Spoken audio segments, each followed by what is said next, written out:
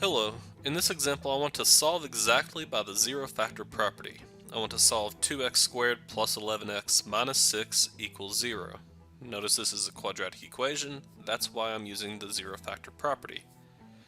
Now remember, for these types of problems, it's all in the name. This says factor, therefore I factor what I have here. If you do this by any other method, you will receive no credit, so be sure that you do exactly what the question is asking. To factor this, I can use bottoms up.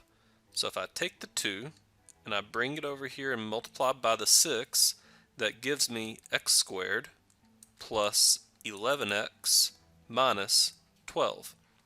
And a lot of people find this a lot easier to factor than 2x squared plus 11x minus 6. Notice that to factor this, I'll have two sets of parentheses. I'll have an x here and an x here. Because this is minus, one's positive and one's negative. So I ask myself what multiplies to 12 and subtracts to give me 11.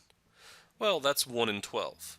The only question is now, does the 12 go here or here? Because the 12 is a larger number and this is positive, that means that the 12 must be positive and the 1 must go to the negative. Now, because I'm multiplied by 2, now I need to divide by 2. When I do that, that gives me x plus 6 times x minus 1/2. All I've done is I've simplified. Now, anytime you have a denominator, it goes up in front of your variable in that factor.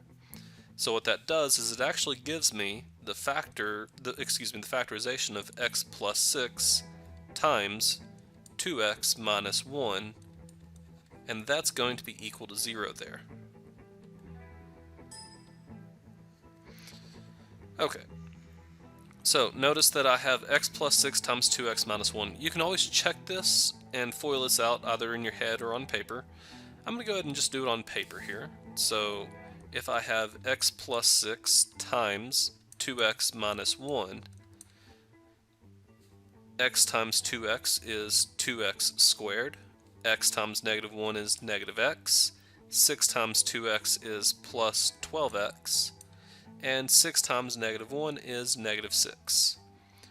So that gives you 2x squared, and then these two combined give you positive 11x, and that's just negative 6. And notice that this is the same as the original left-hand side of the equation. Excellent. Now the zero factor property says basically whatever your factor is here equals 0, or whatever your factor is here equals 0. Therefore, x plus 6 equals 0, or 2x minus 1 equals 0.